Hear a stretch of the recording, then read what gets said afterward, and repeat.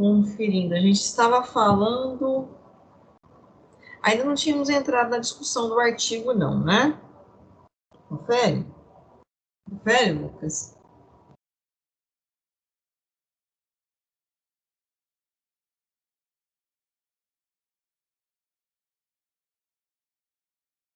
Bom dia, bom dia.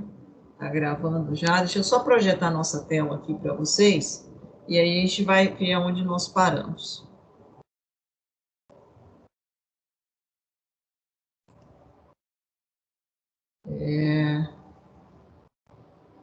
Nós tínhamos parado... Deixa eu voltar aqui um pouquinho. Realmente. Por aqui, nós estávamos falando com relação à questão do NOx. Foi isso? Confere ou não? Isso, professora. Foi, né?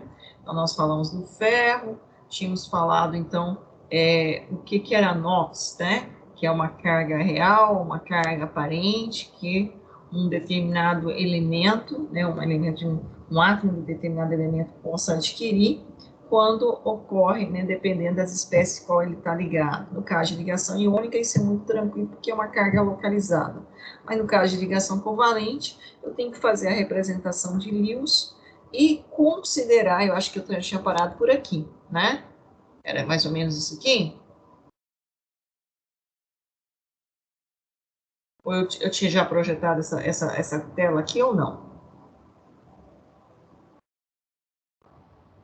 Só confere para mim se vocês já tinham visualizado isso aqui ou não, pessoal. Não estou lembrado dessa não, professor. Não? Então é porque A senhora tinha parado, trabalho com várias... e não tinha, aí faltava falar daquele quadradinho que tá pequeno ainda. Esse aqui? Esse aqui? Não, na outra lá. Esse aí, esse quadradinho pequeno, a senhora não falou dele ainda. A senhora falou que ia falar nessa É esse aula. aqui. Uhum.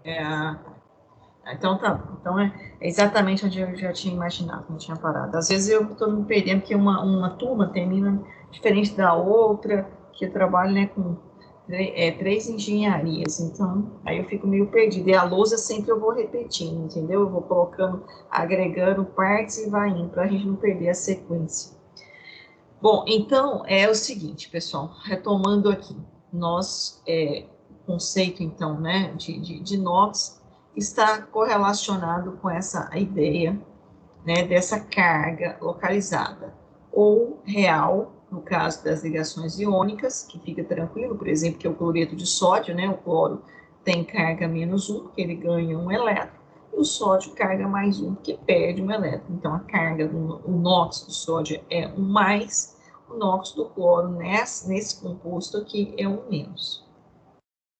Mas quando a gente tem, né, uma estrutura mais complexa, eu preciso conhecer, né, algumas características importantes com relação, né, esse somatório dos NOx e a forma como ele está ligado. Então, eu vou aqui entrar um pouquinho nesse quadrado, nessa discussão aqui, só apagar aqui, pegar a borrachinha aqui, para a gente entender um pouco melhor isso aqui. Ó, molécula da água. Nós já discutimos geometria anteriormente, né? Deixa eu voltar aqui. Consegue visualizar essa tabela aqui ou não? Tá visível? Só ampliando ela um pouco. Sim, professor. Tá. Então, olha, bom. Ligação covalente, conforme nós já discutimos, teoria do orbital molecular, teoria de ligação de valência. Quando eu vou determinar o NOx dessas espécies aqui ligantes, eu tenho que considerar, né, dentro de uma ligação química, a questão da eletronegatividade, a diferença, né, quem é mais eletronegativo. Então, quando eu olho aqui hidrogênio e oxigênio, logicamente, né, pensando na eletronegatividade, o oxigênio, a eletronegatividade ele é maior do que a do hidrogênio. Então, eu tenho que considerar que o par de elétrons que compõe a ligação, ele esteja mais próximo daquele a qual tem maior eletronegatividade. Então, nesse caso aqui, né, nós consideraríamos que o par de elétrons está mais voltado para quem? Para o átomo de oxigênio. Então, na verdade, o oxigênio, o elétron estando mais próximo do oxigênio, ele adquire, na verdade, não é uma carga real, mas é uma carga aparente de -1 elétron, carga negativa, e o hidrogênio, carga positiva. Olhando agora o mesmo oxigênio, só que agora a ligação com outro hidrogênio do lado direito, a mesma condição, par de elétrons mais voltado para o oxigênio, então o oxigênio adquire outra carga negativa, e o hidrogênio carga positiva. E aí eu faço somatório das cargas. Menos com menos, 2 menos. Então, o NOx do oxigênio, nessa estrutura, é o quê? 2 menos. E o NOx de cada hidrogênio, 1 mais. Como é uma molécula no seu estado neutro, uma substância no seu estado neutro, a soma dessas cargas tem que ser igual a zero. Então, 2 menos com 1 mais com 1 mais, o somatório vai ser quanto? Zero. Então, neutralidade. Então, se eu perguntar para você, qual é o NOx do hidrogênio na estrutura da água? 1 mais, todos os 2 hidrogênios. E qual é o NOx do oxigênio? 2 menos. Tudo bem? Vamos agora para a molécula de amônia, do NH3, o mesmo raciocínio. Quem é mais eletronegativo? Olha, o nitrogênio é mais eletronegativo que o hidrogênio. Lembrando que a eletronegatividade é aquela propriedade que está relacionada com o quê? Com carga nuclear e camadas. Tendência que o átomo tem que receber elétrons. Então, analisando agora o nitrogênio e hidrogênio, entre nitrogênio e hidrogênio, o par de elétrons, então, vai estar mais próximo de quem? Do nitrogênio. Então, carga negativa. Hidrogênio, carga positiva. Tudo bem? Pensando agora, no caso, hidrogênio e nitrogênio, da mesma forma. Né? Carga negativa, carga positiva. Hidrogênio, nitrogênio, par de elétrons próximo ao nitrogênio, carga negativa, carga positiva. Então, o que nós temos aqui no somatório? Nós vamos ter o positivo, positivo, positivo, cada hidrogênio, e o nitrogênio, 3 cargas negativas, então 3 menos. Fazendo o somatório das cargas, nós vamos ter aqui 3 menos, com 3 mais, zerou. Correto? Tudo bem? Tranquilo até aqui? Então, se eu perguntasse qual é o NOx do nitrogênio na molécula de amônia? 3 menos. E qual é o NOx de cada hidrogênio ligado ao nitrogênio? 1 mais. Tudo bem, pessoal, ou não? Tá tranquilo Tá, sim, ou não? Professora, sempre fala Tá? assim, fala 1 mais, e não fala mais 1, não? Assim, o termo correto, na verdade, é assim, a gente fala, às vezes, né, você vai encontrar igual que tá mais 1, né? Mas assim, o correto seria 1 mais. Tá? Mas isso é questão de nomenclatura, né? Que ainda é aceito também mais 1. Então, tanto faz o 1 mais como mais 1 é aceito. Na verdade, o 1 nem aparece, né? Você vai só colocar mais. Agora, se for, né, no caso do 2 aqui, ó, a gente pode falar 2 menos ou menos 2. Tanto faz. Né? Eu particularmente, assim, a nomenclatura mais aceita, né? Assim, mais sofisticada, vamos dizer, é o 2 menos, mas todas as duas são aceitas. Tá? Então, ok até aqui? Agora vamos para a molécula do SO2. Primeiro, eu vou separar aqui, vou passar um risquinho aqui corretamente. Eu vou pensar na molécula só do...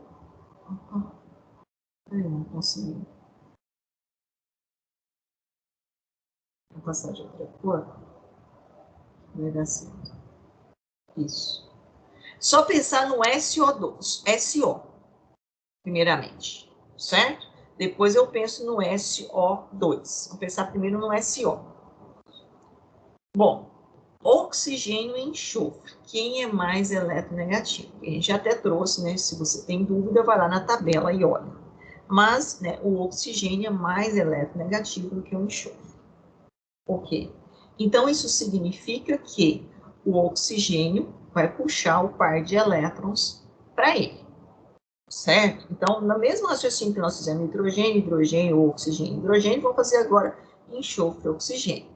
Então, significa que o par de elétrons, nesse caso, desta ligação, primeira ligação aqui, que é a ligação que sigma, né, que nós estudamos, ele vai ficar mais próximo do oxigênio. Então, ó, a gente vai considerar que esse par de elétrons está mais próximo do oxigênio, e nesse momento, então, o oxigênio adquire uma carga negativa e o enxofre uma carga positiva. Da mesma forma, o oxigênio e o enxofre, ó, esse par de elétrons mais próximo do oxigênio adquire uma carga negativa e o enxofre uma carga positiva. Tudo bem? Então, esse oxigênio aqui fechou. Qual que é a carga dele? 2 menos ou menos 2? Tá aqui. Né? Mas o enxofre não está ligado só com esse átomo de oxigênio. Se fosse só essa estrutura, o oxigênio seria o quê? 2 menos e o enxofre 2 mais. O somatório daria quanto? 0. Mas eu tenho um outro átomo de oxigênio ligado ao enxofre. Só que agora existe um detalhe muito importante, por isso que a gente precisa conhecer muito bem de ligação. No caso dessa ligação, enxofre e esse oxigênio, o enxofre já tinha resolvido a situação dele com o oxigênio? Tanto o enxofre quanto o oxigênio já estavam estáveis ou não?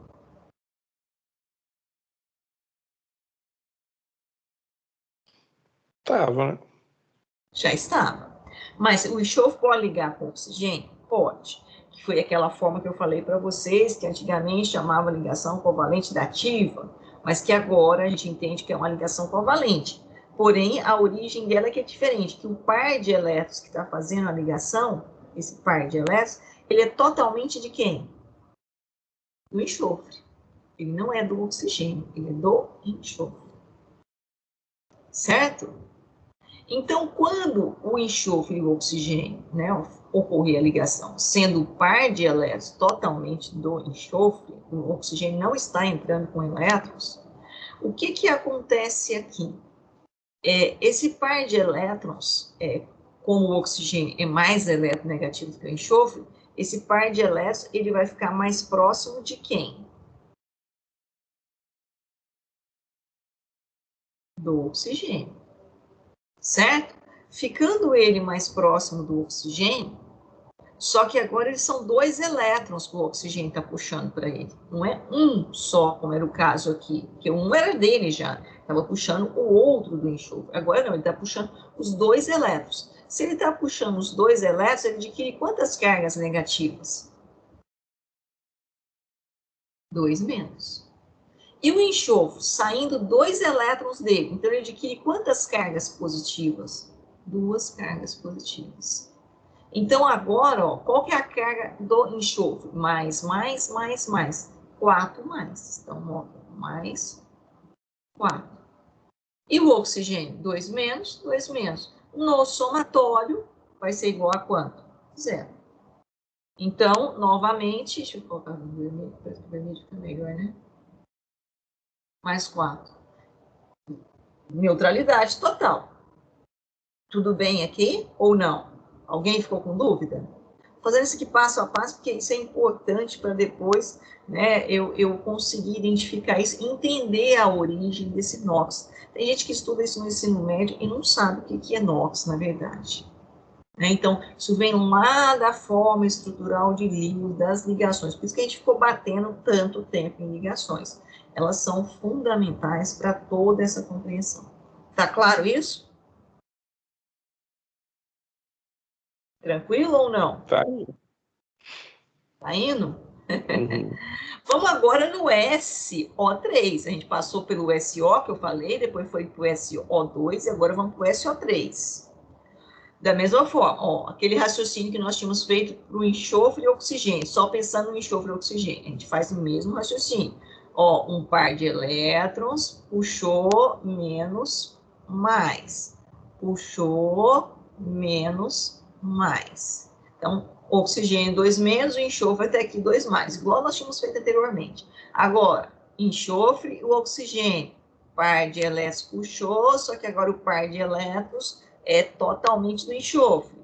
Então, 2 menos, e aqui adquiriu 2 cargas mais. É o que nós tínhamos feito anteriormente. E agora, outro par de elétrons do enxofre, fazendo ligação com o oxigênio. O oxigênio puxou 2 cargas do enxofre, então o quê? 2 menos, e aqui vai para mais 2 cargas positivas. Então, Cada oxigênio adquiriu carga menos 2 ou 2 menos. E o enxofre? Ó, 1, 2, 3, 4, 5, 6. 6 cargas positivas. 6 cargas positivas com 3 cargas negativas, 2 menos, o total do somatório é igual a 0. Tranquilo? Uhum. Professor, aí sempre vai começar com um elemento que já está estável, por exemplo, aí no de baixo aí começa com o nitrogênio e esse oxigênio de cá, ou nada a ver? Eu tenho que identificar, né, as ligações que o elemento faria naturalmente. Depois, ele pode fazer mais ligação pensando no par de elétrons que ele tem não ligante, que pode passar a ser ligante? Pode acontecer, que é o que nós vimos aqui no caso do enxofre, 2 pares de elétrons, né, que era considerado não ligante, mas dependendo da necessidade do átomo que aproxima dele, ocorre ligação, que é o caso, então, né, tanto aqui, né, como aqui foram 2. E da mesma forma que o nitrogênio, que vai acontecer, né? O nitrogênio, no estado normal, ele faz quantas ligações? 3 ligações, né? Então, tem 3 orbitais semi-preenchidos e ainda 3 elétrons. Então, eu tenho que lembrar disso aí, tabela periódica tem que estar, né, em mãos para eu poder saber isso. Aí, a partir disso aí, eu começo a ver as outras ligações que ele está fazendo, só que aí eu tenho que lembrar que o par de elétrons daquele elemento é que está fazendo a ligação química. Então, vamos pegar aqui o nitrogênio. Ó, nitrogênio fez 2 ligações com oxigênio. Então, tranquilo. Ó, esse par de elétrons veio. Quem é mais eletronegativo? Oxigênio. Depois, nitrogênio. Não posso esquecer desse detalhe importante. A eletronegatividade. Porque essa carga que nós estamos adquirindo aqui, ela não é uma carga real, ela é uma carga aparente. Por quê? Porque é ligação covalente, não é ligação iônica. Né? Diferente da ligação iônica, que é aquela carga localizada. Então, aqui depende. Você viu o enxofre? O enxofre aqui no primeiro foi 4 mais, no segundo foi 6 mais. Então, o NOx do enxofre é variado? Depende com quem ele está ligado. Olha aqui do nitrogênio, foi o quê? 3 menos. Agora, vamos ver do nitrogênio aqui? Nós vamos ver que é diferente. Então, depende das espécies às quais ele está ligado, para que o par de elétrons fique mais próximo daquela espécie mais eletronegativa. E isso vai diferenciar, então, essa carga aparente. E isso é um NOx.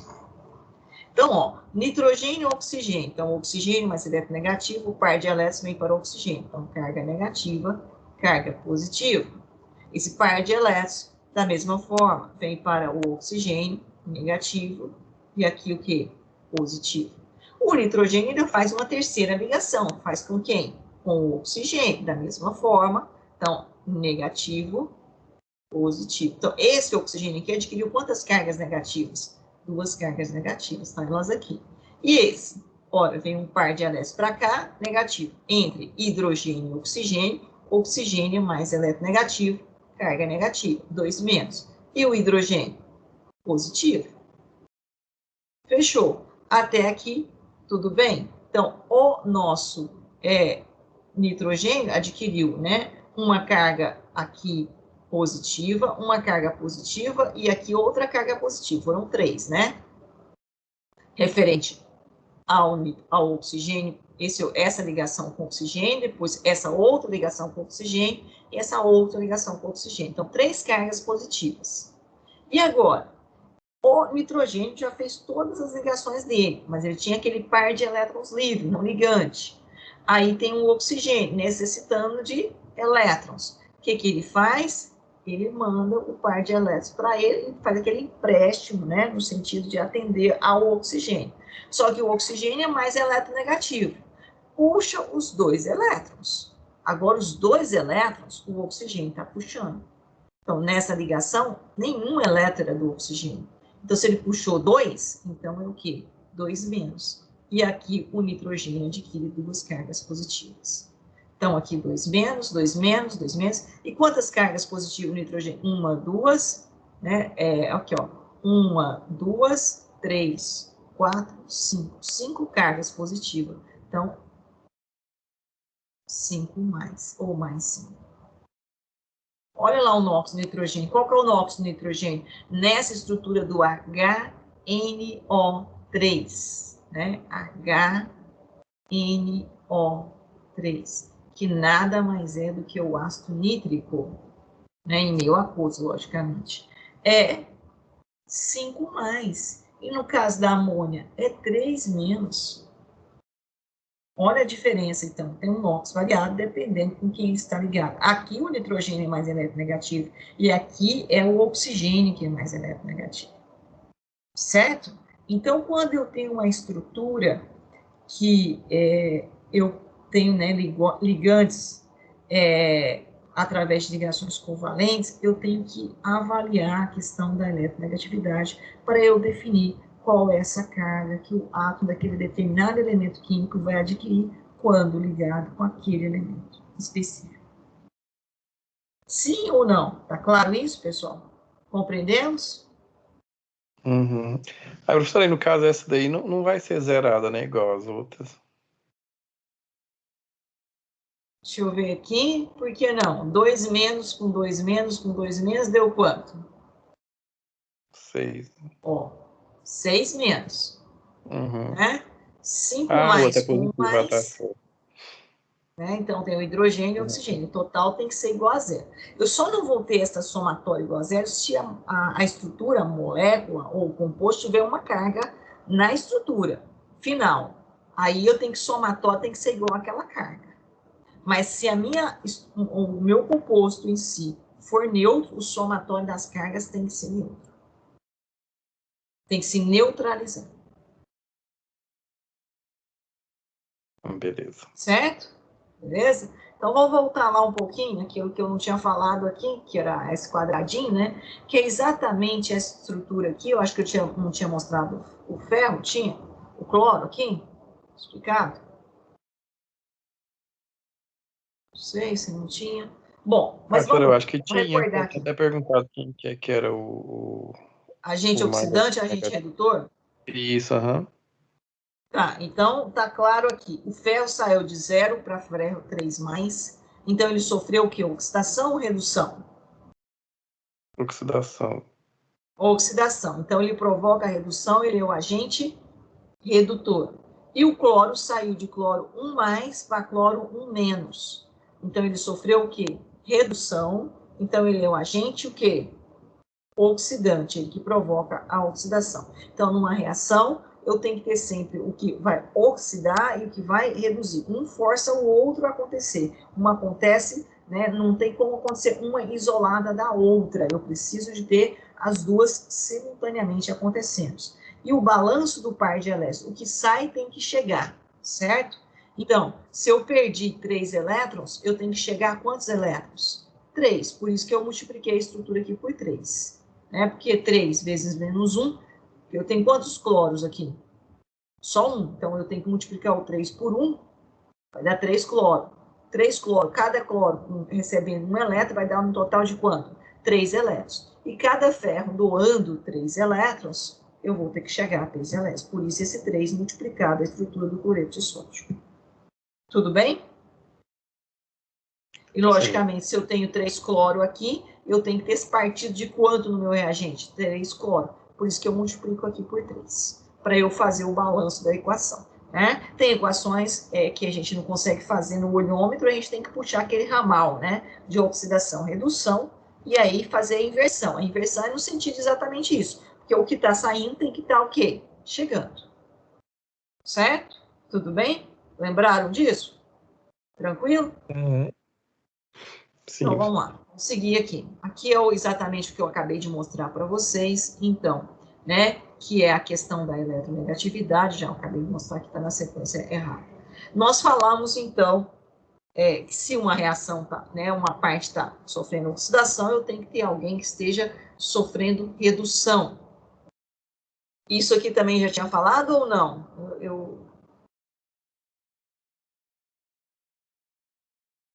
Não, né?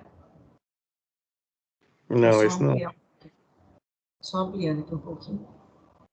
Deixa eu ver aqui. O pessoal hoje está meio em silêncio. Deixa eu ver quem está aqui. Só voltando aqui na minha tela.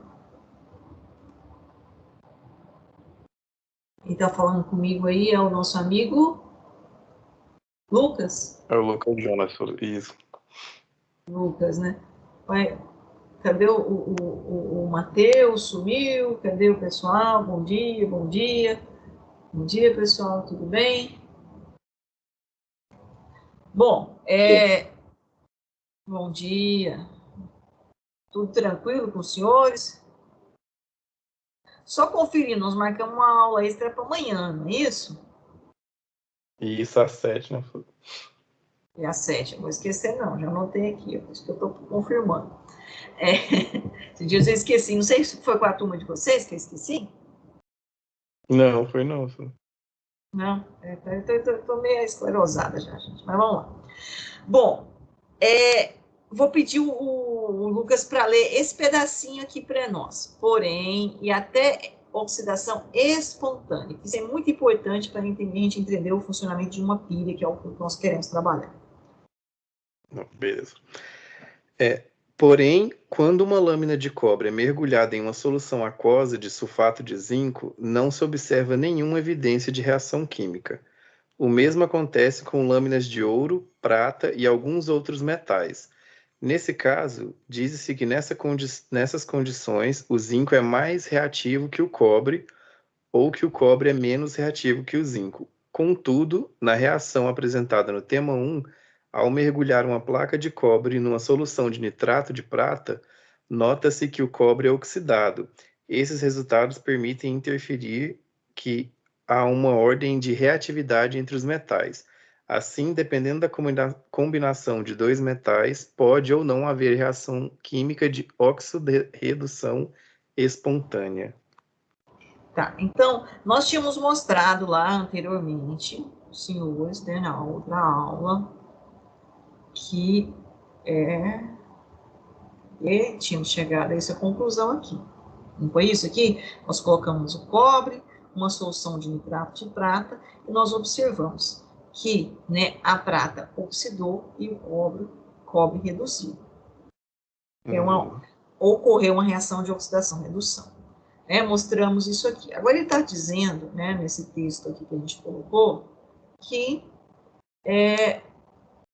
quando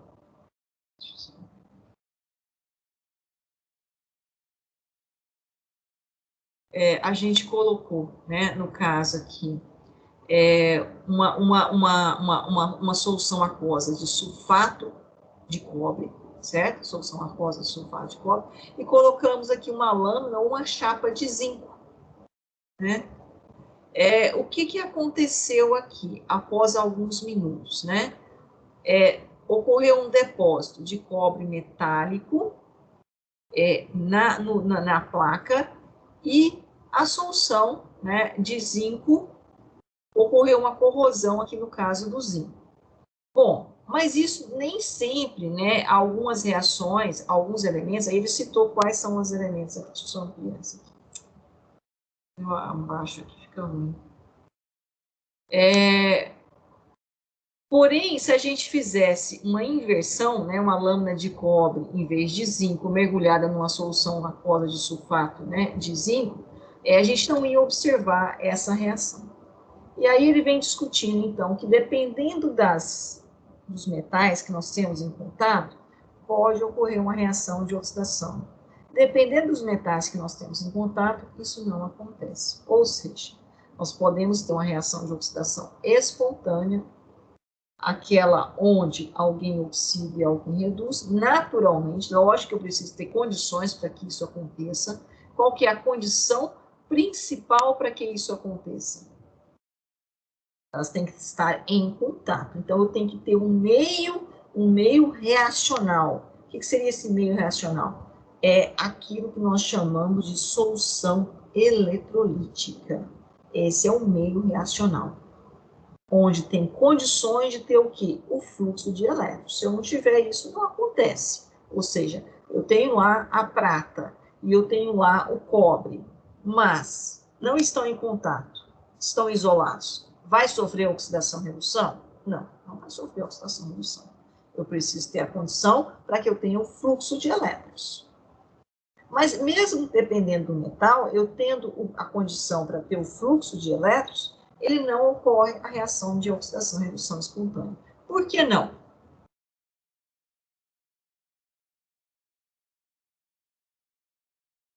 Nem ideia, professor. Não? Alguém tem? Você falou aqui, ó, esses índices permitem inferir que há uma ordem de reatividade. O que seria essa ordem de reatividade?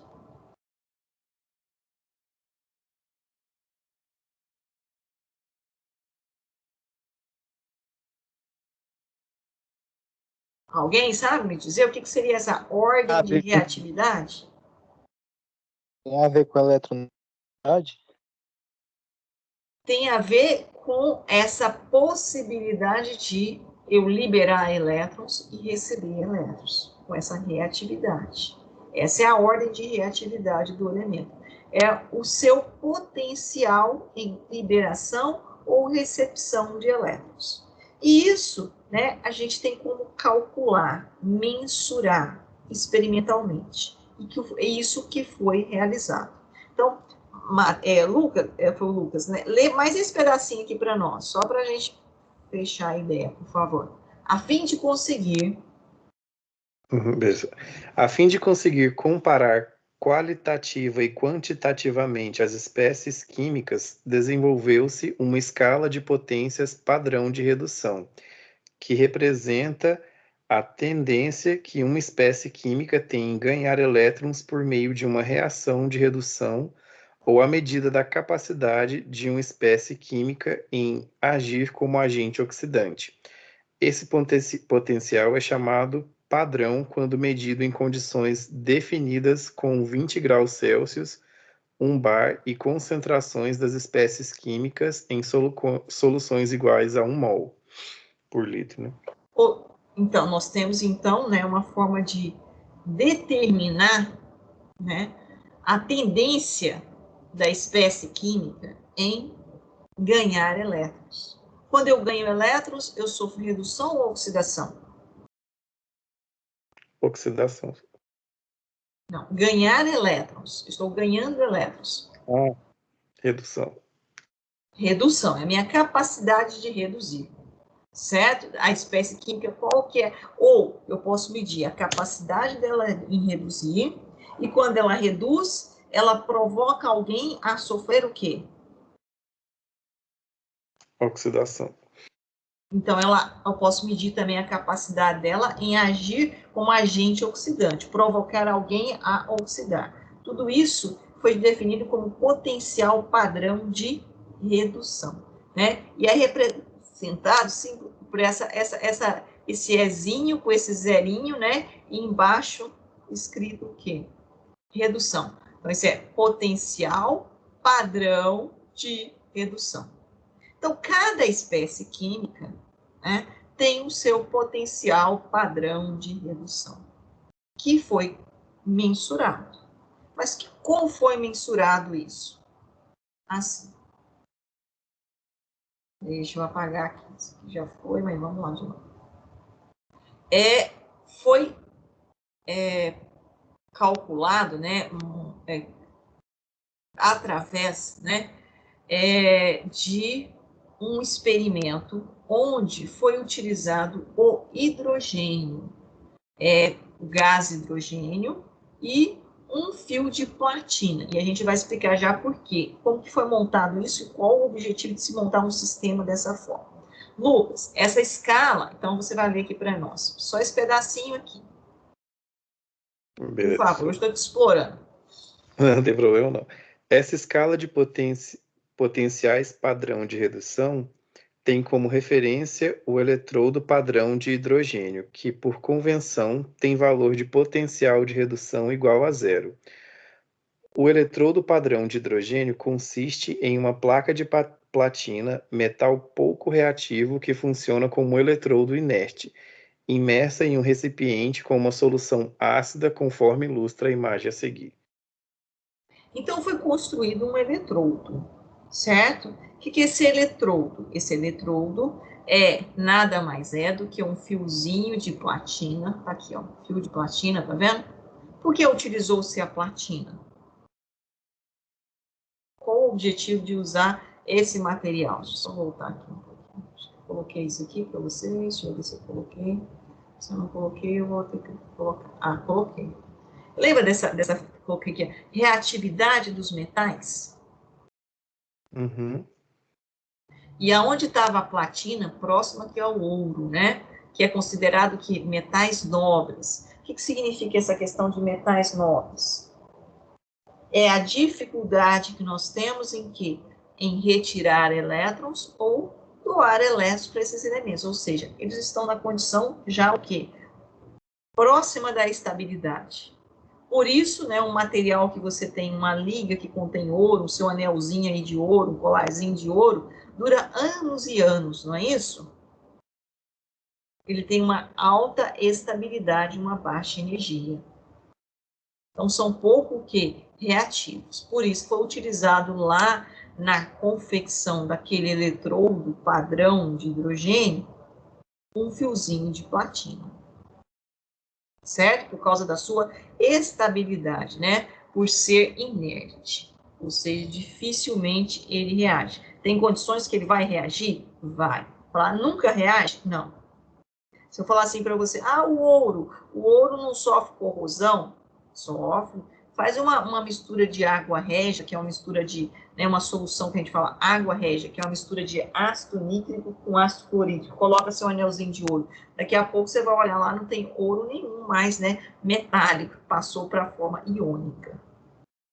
Tá? Então, isso acontece, é uma reação de oxidação com o ouro. Mas depende das condições do meio. Então, esse é um outro fator importantíssimo que nós vamos discutir muito em corrosão. Né? O meio é fundamental, que é aquela solução eletrolítica.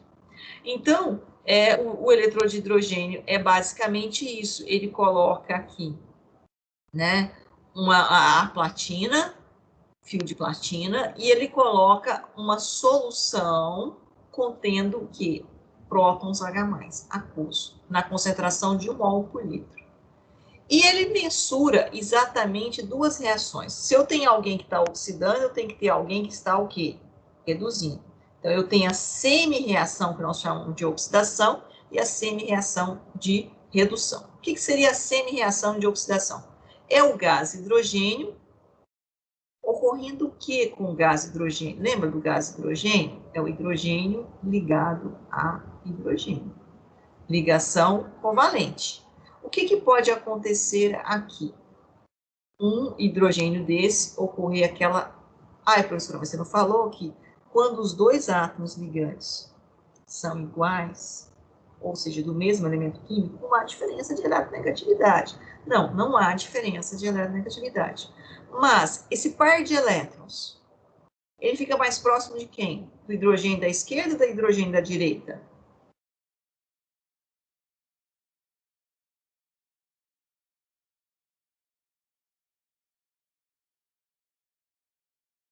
Tanto faz. Ele vai ficar uma hora para cá, uma hora para cá. Mas no momento que ele vir para cá, isso pode acontecer, a quebra da ligação positivo e aqui negativo. Isso pode acontecer? Pode. E isso faz com que, então, eu tenha a formação do quê? Do hidrogênio positivo. Ele sai, né, de uma condição negativa e vai para uma condição o quê? Positiva. Nesse momento, ele está oxidando ou ele está reduzindo, né? No caso aqui, ele está oxidando. Então, eu tenho aqui o meu potencial padrão, esse zero de oxidação. A mesma coisa eu posso ter o contrário, o hidrogênio íon hidrogênio, mais 2 elétrons, voltando a ser o gás hidrogênio. Por isso que essa reação ela vai e volta, ela vai e volta. Então, eu tenho um processo de oxidação, mas invertidamente eu tenho um processo de quê? De redução. E esse potencial por convenção, ele tem valor igual a quanto? Zero. Ou seja, na verdade, eu não tenho, no somatório do final das contas aqui, zerou, né? A mesma coisa que foi, voltou. Então, o fluxo, né? O fluxo de elétrons aqui eu não consigo, ele não sai da escala, ele fica no zero. E isso, então, foi considerado potencial padrão do elemento químico hidrogênio, como igual a quanto? Zero, né? E nessas condições, nós fizemos os experimentos mensurando os potenciais padrões de redução dos demais elementos químicos. Mesma coisa, pegamos aqui, aquele... Deixa eu só diminuir isso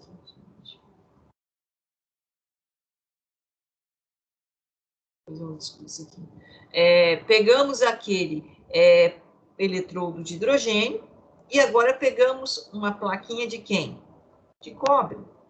E aqui uma solução aquosa de quem? De cobre, dos íons cobre. Então, é solução, então eu tenho o quê? O cobre na sua forma iônica, 2+.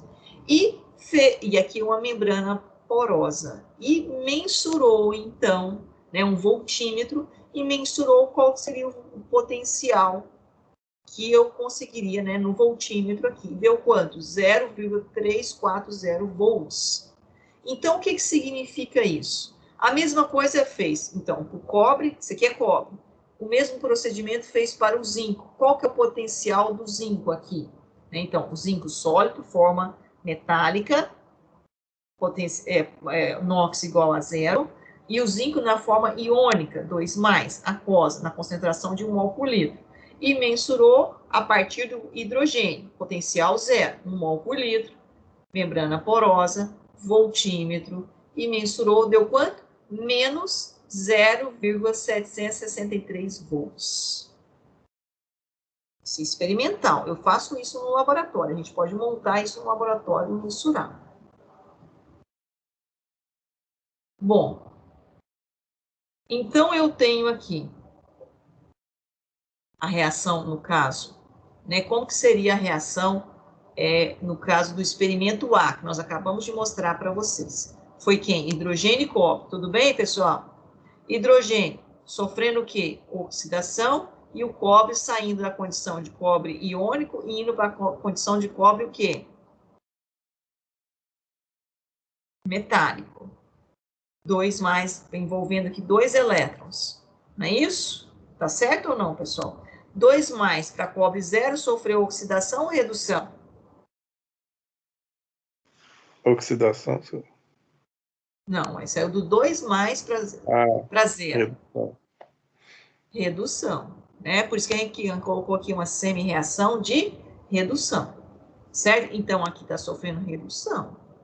E qual é o valor desse potencial de redução? Mensurado. Foi quanto? 0,340. Certo? Ok? Então, esse é o potencial de redução de quem? Do cobre. E o do zinco? Que ele mediu lá no voltímetro.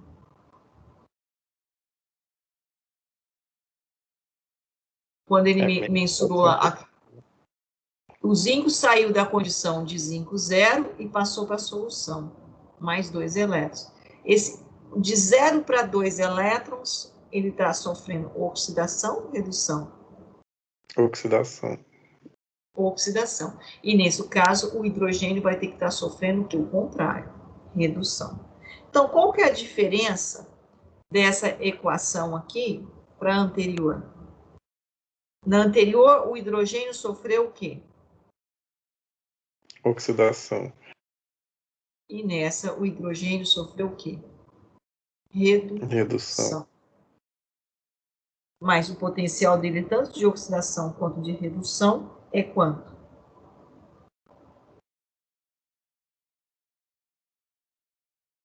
0. Tanto o potencial de oxidação quanto o potencial de redução é 0. Então, quem dos elementos que nós acabamos de mostrar, no caso, o cobre tem a tendência em sofrer o quê? Redução.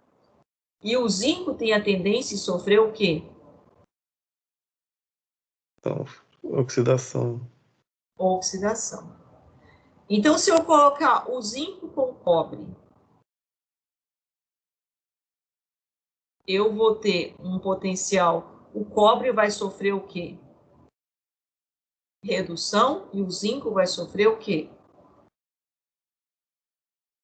Oxidação. Certo? Então, eu tenho que comparar os potenciais. Então, foi desenvolvido o quê? Uma tabela de potenciais de redução, nessas condições que o Lucas deu para nós, a 25 graus, a pressão de 1 bar, né? Tendo sempre como referência o potencial de quem? Do Padrão hidrogênio. do hidrogênio, que é igual a quanto? 0. 0. E eu tenho aqui a tabela de potenciais, né? De oxidação e de redução. Ora, ela começa lá em cima. O que que é? Positivo, mais 2,87, que é o flúor. E lá no final eu tenho aqui, ó, ela menos, que ela tá, não é só isso aqui não, coloquei só uma parte dela aqui. Menos quanto? 3,05. Então, se eu olhar, por exemplo, flúor, e olhar lítio, e perguntar para você, se eu colocar o flúor com o lítio, quem vai sofrer oxidação, quem vai sofrer redução? O flúor é redução e o lítio é oxidação. Oxidação. Então, moral da história. Tem elementos químicos que têm maior tendência em sofrer redução em contato com o outro. Então, eu tenho que sempre estar com essa tabela em mãos. Por quê? Porque se eu colocar dois elementos químicos para formar lá eu vou montar um sistema de automação e eu vou precisar de um material que contenha metais.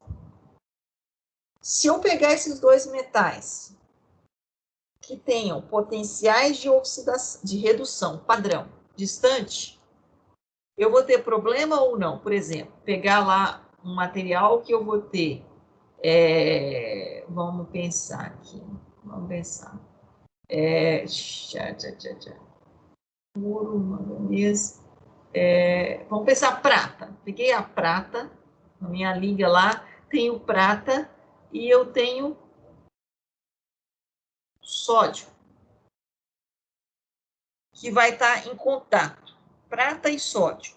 É interessante que eu faça esse sistema meu, e esse sistema meu contém essa liga, né? Criei uma liga aí, prata e sódio. Seria interessante ou não? Acho que não, hein, professor? Não seria. Por quê? Porque quanto mais afastados são os potenciais, mais distantes os potenciais, significa, né, que aquele que está acima do oxigênio tem a tendência em quê? Em reduzir. Aquele que está abaixo do oxigênio tem a tendência em quê? Em oxidar, se eu colocar os dois juntos. Logicamente, professor, então se eu colocar, por exemplo, aqui, ó, chumbo e estanho, todos os dois têm a tendência a oxidar? Não, mas aí nesse caso, o estanho tem maior tendência em oxidar do que o chumbo. Então, o chumbo vai reduzir e o estanho vai oxidar.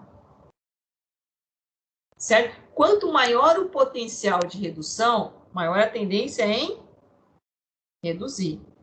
Quanto menor o potencial de redução, maior a tendência em oxidar. Certo? Então, assim, eu tenho que tentar colocar materiais que tenham potenciais mais próximos possível. Por quê? Porque se eles tiverem potenciais mais próximos possíveis, essa diferença de potencial da pilha formada, que agora a gente vai falar, ela é pequena. Então, o processo de corrosão é lento. Mas não é só isso. Não, isso é um dos fatores.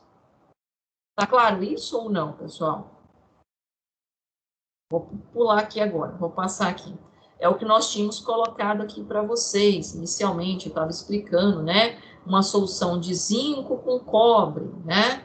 Então, o cobre passa, né, no caso, para a sua forma sólida, e o zinco sai da sua forma sólida e passa para a solução, porque o zinco está sofrendo o quê? Oxidação, e o cobre está sofrendo o quê? Redução. Por que o cobre está sofrendo redução? Porque o cobre tem maior potencial de redução e o zinco tem menor potencial de redução. Se ele tem menor potencial de redução, ele tem maior potencial de oxidação. Falei tudo rápido, né?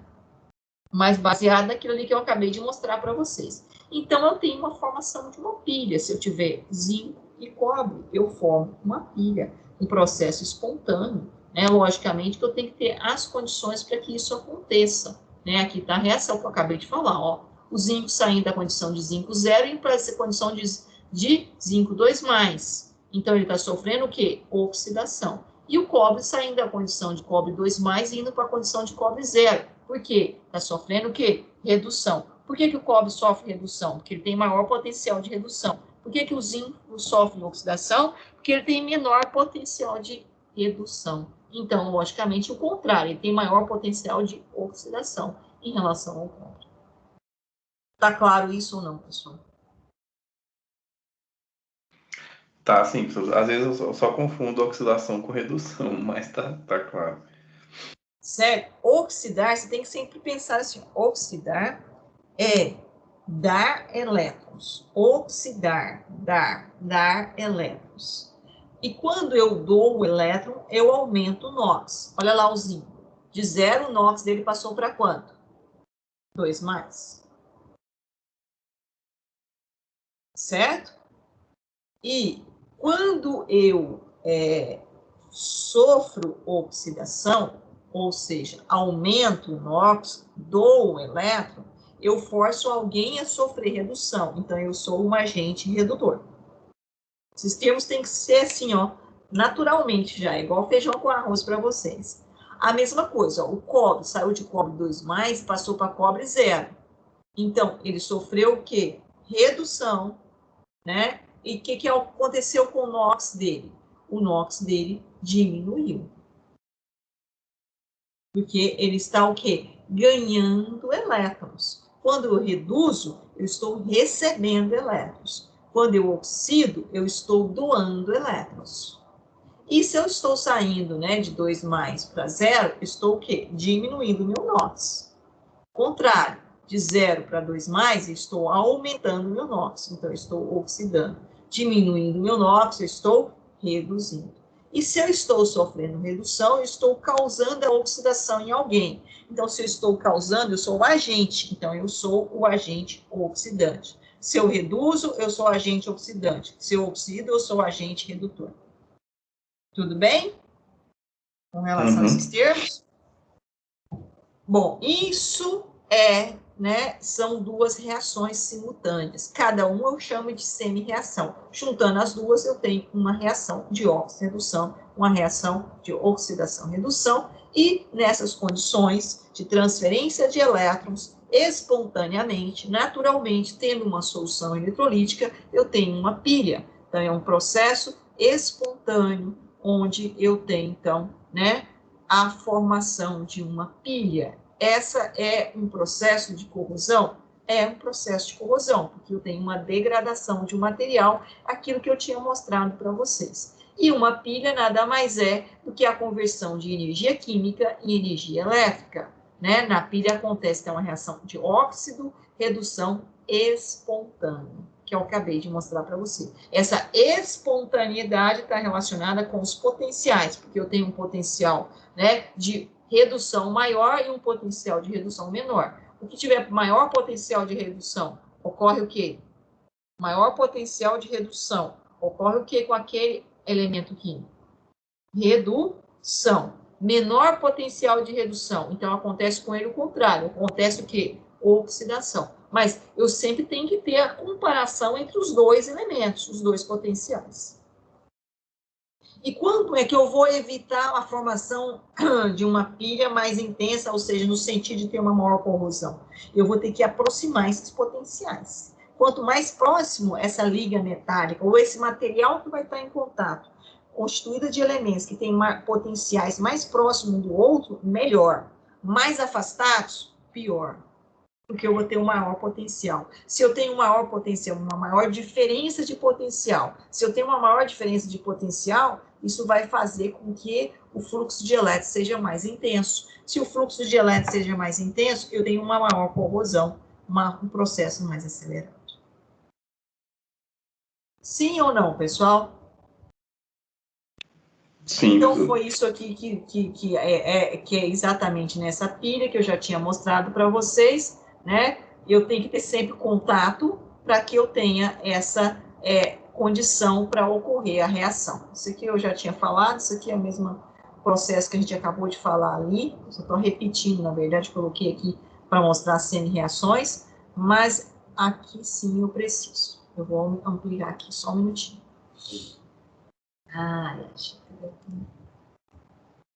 Esses termos são termos importantes que nós vamos precisar. Bom, então, quando eu tenho essa formação da pilha, né, eu tenho um lado que está ocorrendo a oxidação e um lado que está ocorrendo o quê? A redução. Como a gente acabou de falar, cobre e zinco.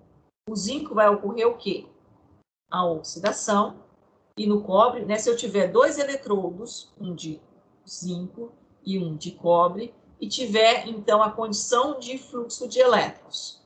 Então, eu tenho aqui a formação daquela pilha. E quem está sofrendo redução é o cobre. Tá claro isso para vocês? E quem está sofrendo oxidação é o zinco, baseado nos potenciais que nós vimos lá. Agora, o polo que está sofrendo a reação de redução, né? Está chegando elétrons, não está chegando elétrons nele?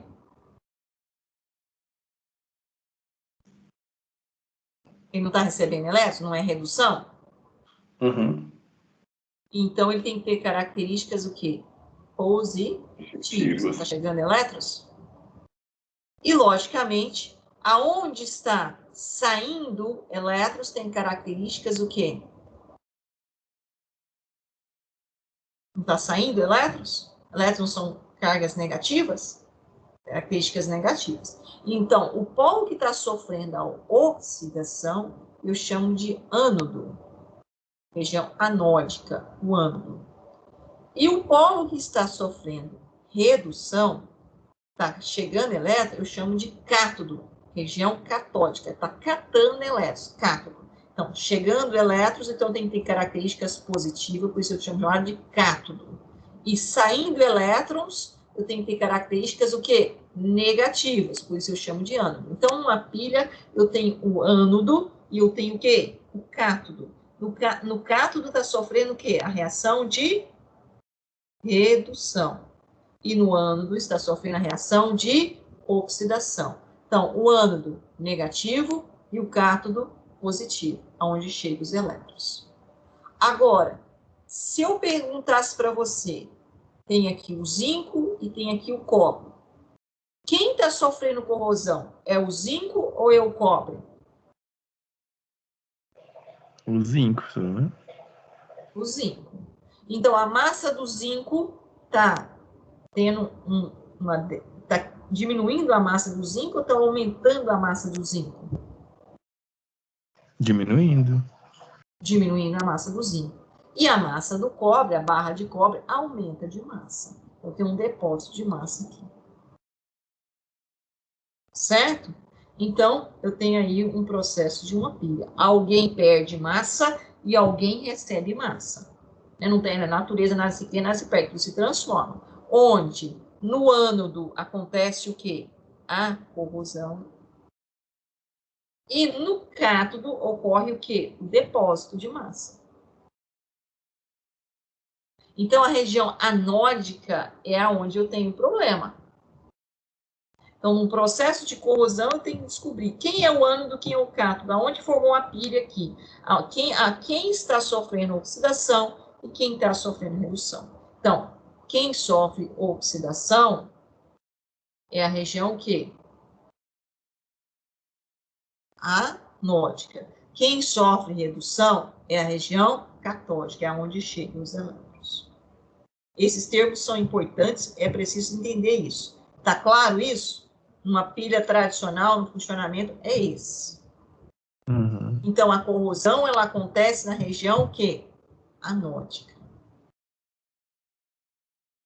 Tá claro? Dúvidas, pessoal? Alguém não conseguiu entender aqui esse raciocínio, esses termos básicos? Vamos recordar aqui comigo. Se eu perguntar para você, se eu tenho dois metais, e eu pergunto para você, ocorre oxidação ou redução? Qual que é a sua resposta? Você tem uma liga composta por dois metais. O que eu tenho que ter em mãos para eu avaliar se tem condição de ocorrer uma oxidação ou redução? A tabela lá, né? A tabela de potenciais, certo?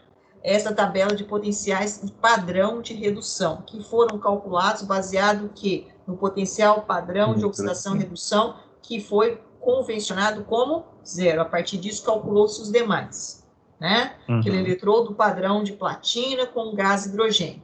Bom, aí, se eu localizo que um dos elementos químicos tem a tendência em oxidar e outro tem a tendência em reduzir, o meu que vai ter a tendência em oxidar é aonde vai ocorrer o quê?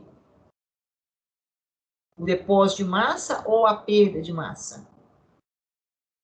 Oxidar é a perda, né? Isso é o ânodo. É a perda de massa. E aonde vai reduzir é o ganho de massa. Aonde ganha massa é a minha região catódica. Aonde perde massa é a região o quê? Anódica. Lógico que isso é uma pilha, né? A pilha de Daniell é a mais simples, mas quando eu tenho metais em contato, ou seja, possibilidade de fluxo de elétrons, então uma solução, uma condição para que tenha fluxo de elétrons, eu tenho a possibilidade de formação de um processo de corrosão eletroquímico. Então, só fechando isso aqui, tá? As condições aqui para equilíbrio, formação da pilha, tudo isso a gente falamos então do ânodo do cátodo, essa é uma forma de representar, isso aqui seria o diagrama de uma pilha de funcionamento, a ponte salina, mas o mais importante, eu vou aqui agora, né? Isso é a tabela, então, de potenciais, então a gente tem aí no livro, naquele livro que eu coloquei para vocês, tem uma tabela ampla de potenciais, ali eu tinha colocado só um exemplo, certo? E aí eu vou aqui, que é onde a gente ia começar a aula hoje, né, gente? A gente pode começar a aula agora? Porque, na verdade, eu achei que eu já tivesse falado aquilo lá, mas como vocês falaram que não, eu voltei. Corrosão. Então, como que vocês definiriam para nós corrosão? Já vou marcar um trabalho aqui para amanhã, para a gente agilizar a nossa vida. O que seria corrosão? Professor, corrosão é o fato do elemento perder elétron?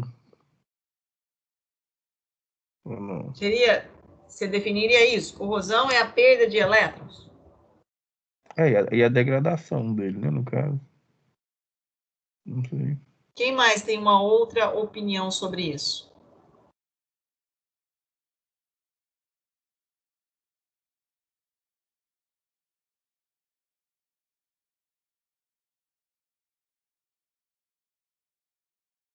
Corrosão, né, é um conceito químico conhecido, usualmente empregado no cotidiano. Então, é algo, né, que faz parte do nosso cotidiano, mas algumas vezes as pessoas usam esse termo sem conhecê-lo de fato, né?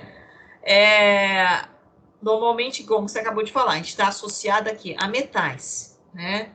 Mas ele é muito mais amplo do que isso, né? Na verdade, é um processo onde nós temos, né, a questão da redução da vida útil de um determinado material.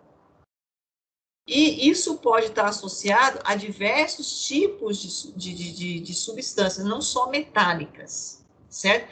Isso que eu acabei de mostrar para vocês é um tipo de corrosão, é um dos tipos. E esse tipo, formação de pilha, né, um processo espontâneo de transferência de elétrons, é uma corrosão que nós chamamos eletroquímica. Então, essa é um tipo específico de corrosão, corrosão eletroquímica. Mas nós temos só esse tipo? Não.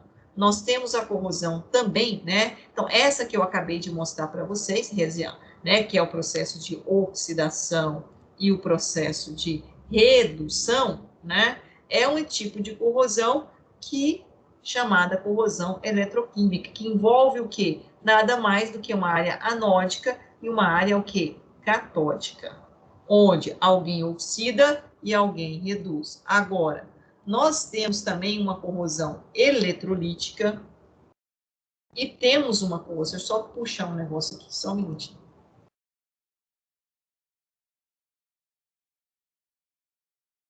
E quando eu estou trabalhando com dois mouse, agora que eu consigo puxar aqui. Consegue visualizar? Uhum. Certo? Então, essa parte que nós acabamos de falar para vocês, nada mais é do que isso aqui, corrosão eletroquímica, que é a formação da pilha, processo espontâneo. Mas nós temos também a corrosão química, que decorre, né, de uma reação química, só que ela não tem, sem transferência de elétrons, certo? Isso também é um processo de corrosão. E nós temos ainda um outro tipo de corrosão, que é a corrosão, cadê ele aqui? Né, que eu acabei de falar esse aqui para vocês, corrosão, né? Ó, a corrosão eletrolítica se caracteriza por ser um processo eletroquímico que se dá com a aplicação de uma corrente elétrica externa, ou seja, trata de uma corrosão não espontânea. Então, nós acabamos de mostrar para vocês a formação de uma pilha. É um processo espontâneo ou não espontâneo? Espontâneo, professor. Espontâneo. Mas eu também posso ter um processo de transferência de elétrons invertido. Como assim, professor? Lembra lá, o zinco sofria oxidação e o cobre sofria redução. Certo? Eu posso inverter o processo. O cobre sofrer oxidação e o zinco redução. Ah, mas aí eu vou encontrar os potenciais. Eu vou encontrar os potenciais. Mas para que isso aconteça, eu tenho que forçar isso. Aí já não é um processo espontâneo, é um processo não espontâneo. E aí nós chamamos de uma corrosão eletrolítica, ou seja, eu tenho a formação de pilha, é um processo espontâneo, mas eu tenho a eletrólise. O que é a eletrólise? É um processo de transferência de elétrons, só que agora ele é contrário aos potenciais, ou seja, quem tinha maior tendência em reduzir, oxida, e quem tinha maior tendência em oxidar, reduz. Mas isso só acontece quando eu aplico uma força externa, que eu forço o processo a acontecer. Certo? Isso é corrosão também. Então, eu acabei aqui de mostrar para vocês 3 processos corrosivos. Quais são eles? Só diminuir aqui um pouquinho. Corrosão eletroquímica, que a gente falou da pilha. A corrosão química, que não ocorre transferência de elétrons. Por exemplo, quando eu tenho a corrosão, né, ou uma reação de hidrólise, por exemplo, de um polímero, né, ou a degradação, por exemplo, né, da matéria orgânica, então não tem reação de transferência de elétrons, mas tem uma reação química, ou quando eu tenho também, né, uma condição, uma corrosão eletrolítica, que é aquela onde eu tenho que forçar a corrosão a acontecer, inverter os potenciais. Inverter os potenciais, para isso eu tenho que ter uma força externa, uma DDP externa, uma energia, um processo energético externo. Bom, resumindo, então, são 3 processos que pode ocorrer corrosão. Quais são? Eletroquímica, química e eletrolítica. Eletroquímica, formação de pilha. Química, reações químicas sem transferência de elétron. E eletrolítica é um processo de eletrólise. Envolve transferência de elétrons, porém sem contrário aos potenciais de redução, padrões de redução. Até aqui, pessoal, tá claro ou não? Tá sim. Tá? Então, eu vou pedir agora, eu já tinha pedido para vocês lerem esse artigo, mas agora o objetivo de ler o artigo é diferente.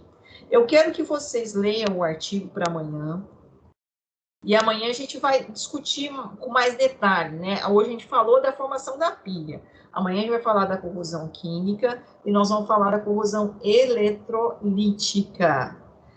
E nesse artigo ainda nós temos aqui, né, como trabalhar os processos para minimizar os efeitos da corrosão. Então, eu quero que vocês, lendo esse artigo, e eu quero que saiam daí 3 grupos, 3 colegas aí que nós vamos candidatar eles amanhã. Um que vai trabalhar a ideia da corrosão eletroquímica, outro que vai trabalhar a ideia da corrosão eletrolítica, outro que vai trabalhar a ideia da corrosão química e outro que vai trabalhar a ideia dos processos de minimizar os efeitos de corrosão. Aí, dentro desses grupos, eu vou dividir a temática mais específica. Então, são 4 grupos com esse basicão aí. Para isso, eu quero que vocês leiam o artigo e se identifiquem. Ai, professora, eu quero ser representante do meu grupo e eu quero trabalhar os conceitos, como minimizar os efeitos de corrosão. Ah, eu vou ser o representante desse grupo e eu quero trabalhar os conceitos referentes à corrosão química. Ah, eu quero ser representante desse grupo e eu quero trabalhar os conceitos referentes à corrosão eletroquímica. Ah, eu quero ser representante desse grupo e eu quero trabalhar os conceitos referentes à corrosão eletrolítica. Entenderam os 4 temas? Uhum. Então, amanhã, 7 horas, a gente discute um pouco mais a corrosão eletrolítica, a corrosão química e os processos de minimizar a corrosão dentro do artigo. Mas vocês já leram e já estão mais ou menos assim interessados para trabalhar com essa temática. Aí a gente vai para aquele livro lá que está lá na plataforma Moodle, do Vicente Gentil, onde eu vou dividir mais ou menos 80% daquele livro em 4 grupos, com essa temática geral. Ok? Beleza. Algum problema? Alguém não entendeu o que nós falamos? Está claro? Perguntas? Baixar a lista de presença.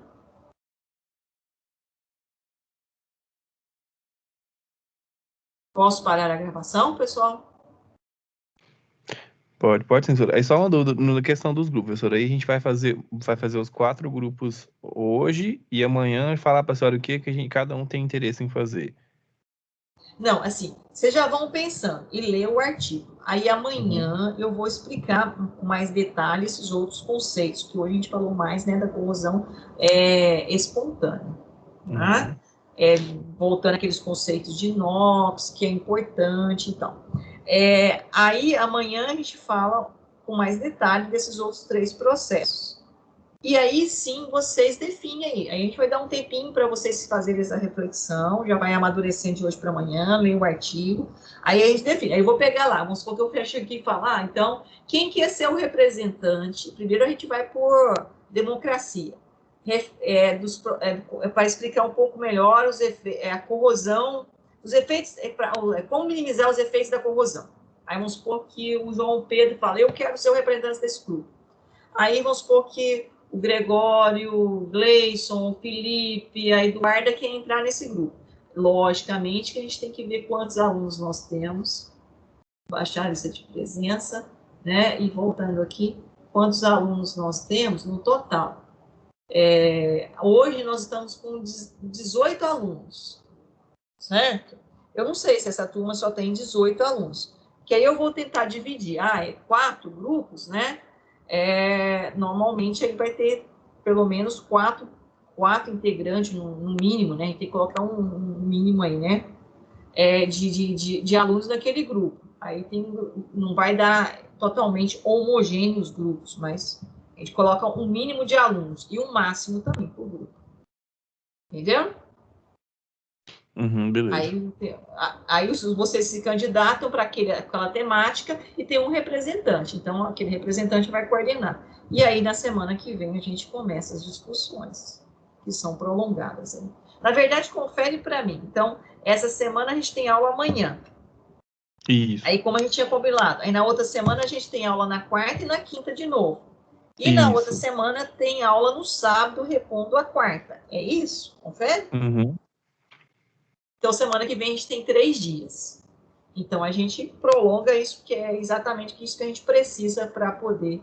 E porque na outra semana, e eu acho que na outra encerra, não é isso? Nós temos semana que vem a outra e a outra. Está encerrando? Isso, 3 semanas ainda. Isso, então, contando com a semana que vem. Com essa, né? Contando com essa. Contando com essa. 1, 2, 3. Exatamente. Então, amanhã a gente fecha isso. Aí, quando for na semana que vem, quarta, quinta e sábado. E na outra quarta, a gente fecha tranquilo, no máximo na quinta. Tranquilo. É isso aí que a gente está na expectativa. Deu certinho.